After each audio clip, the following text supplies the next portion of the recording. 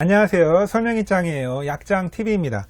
코로나 바이러스에 걸렸는지 안 걸렸는지는 보통 열부터 보고서 판단을 하는데요. 코로나 감염증 증상이 일단 열이 37.5도 이상 나면서 기침 등의 감기 증세가 나타나는 것이 대표적이기 때문에 그렇습니다. 보통 열이 나면서 기침을 하면은 코로나 감염이 의심되니 가까운 선별진료소에 가서 코로나 PCR 검사를 받아보라 라고 주변에서 권유를 하고 본인도 그렇게 생각을 해서 보건소나 선별진료소를 방문하게 되는데요. 여기에 냄새까지 잘 맡지 못하는 그런 증상까지 있으면은 코로나가 강력하게 의심되는 상황입니다. 그러나 요즘에 유행하는 델타 변이는 조금 다릅니다. 열이 나야 코로나를 의심하는데 열이 별로 없고 단순히 두통만 있으면은 거의 코로나를 의심하지 않습니다. 그리고 목만 아픈 인후통만 있으면은 가벼운 감기 초기 증세인가? 이렇게 생각을 하시는데요. 델타 변이는 바로 이런 증상이 나타납니다. 델타 변이는 기존의 코로나 증상과 다르게 기침이나 발열 증세가 없이 두통과 인후통, 콧물만 있을 수도 있습니다. 그래서 각종 소매점이나 실내 시설에서 발열 체크를 해도 델타 변이의 경우에는 소용이 없을 수도 있기 때문에 열이 전혀 없더라도 코로나 델타 변이 감염이 확산될 수 있다는 점을 기억해 주셔야겠습니다. 델타 변이는 최근 감염의 대다수를 차지하고 있는데요. 전 세계적으로 코로나 감염의 50% 이상은 델타 변이라고 합니다. 인도에서 처음 변이된 바이러스고요. 미국의 그 델타 변이의 변종까지 출현한 상황이고요. 최근에는 델타 플러스까지 나와 있습니다. 기존 코로나 바이러스보다 전염력이 2.7배 정도 더, 약 3배 정도 더 강하고요. 영국에서 발생한 알파 변이보다 전염력이 1.6배 정도 더 강합니다. 델타 변이의 초기 증상은 발열, 열이나 기침 증상이 없이 두통과 인후통, 콧물만 나타나는 증상도 가능합니다. 그런데 이 두통이 그냥 보통 진통제를 먹고 가라앉는 그런 두통이 아니고 평소와는 조금 다른 어떤 그런 두통이 나타난다고 합니다. 그리고 두통에 목이 아프면은 이게 델타 변이가 아닌가 하고서 선별진료소에 가서 검사를 받아볼 필요가 있고요. 두통과 콧물이 나면은 평소와 좀 다르다 싶으면은 선별진료소에 가서 델타 변이인지 한번 검사를 해볼 필요가 있습니다. 그리고 이 델타 변이가 증상이 심해지면은 물론 열이 나고 기침이 나고 이런 증상들이 얼마든지 추가가 됩니다. 그러니까 델타 변이가 열이 날 수도 있고 안 날 수도 있고 그렇다는 얘기고요. 델타 변이의 중증도는 현재까지 연구 결과는 이게 기존의 코로나보다 더 치명적이다 이런 증거는 별로 없습니다.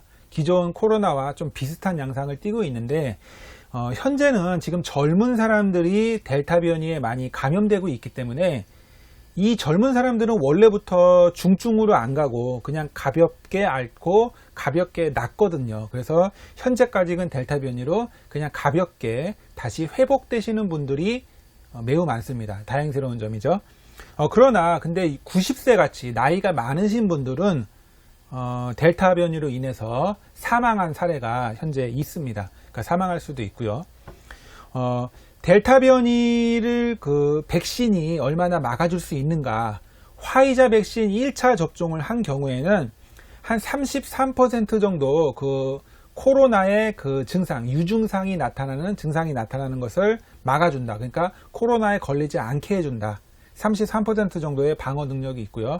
화이자 백신을 2차까지 다 접종을 하셨으면은 88% 유증상 방어력이 있다고 합니다. 그러니까 88% 정도 코로나의 델타 변이에 안 걸리게 이렇게 해줄 수 있다는 거고, 델타 변이에 걸려도 이게 사망으로 갈 수 있나 없나, 중증 증상으로 가냐 안 가냐가 또 매우 중요한데요.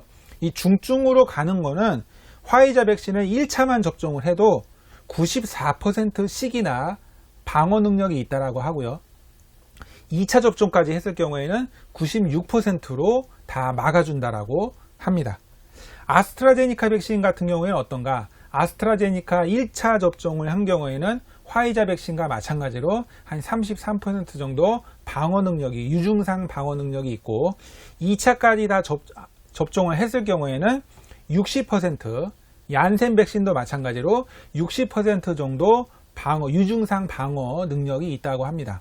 그리고 중증으로, 그리고 사망으로 가는 것을 막아주는 능력은 아스트라제니카 2차 접종이나 얀센 백신을 접종했을 경우에는 92% 중증으로 가는 것을 막아주는 방어 능력이 있다고 합니다. 그러니까 백신만 잘 맞아도 혹시나 델타 변이에 걸려도 중증으로 가거나 사망하거나 이런 거는 한 90% 이상 막아준다라고 보면 되겠습니다.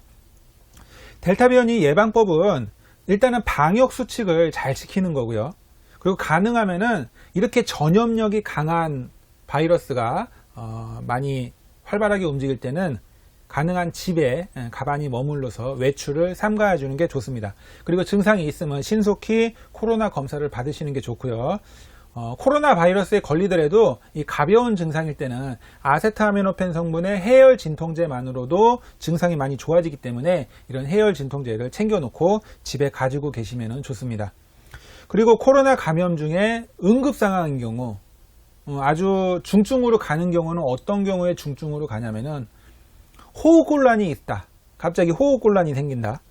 가슴에 지속적인 통증이나 압박감이 온다. 전에 없던 혼란, 머리가 혼란스러운 증상이 생긴다.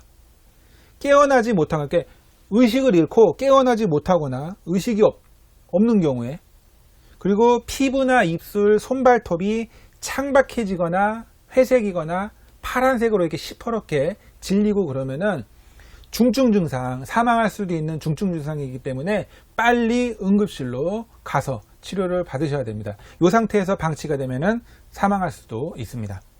자, 이상으로 코로나 바이러스 델타 변이에 대해서 알아보았습니다. 이 영상을 참고하고 코로나 감염에 주의하시기 바랍니다. 내용이 마음에 드시면 구독과 좋아요를 눌러주시고요. 알람 설정도 해주시면 감사하겠습니다. 다음에 더 좋은 영상으로 찾아뵙겠습니다. 시청해 주셔서 감사합니다.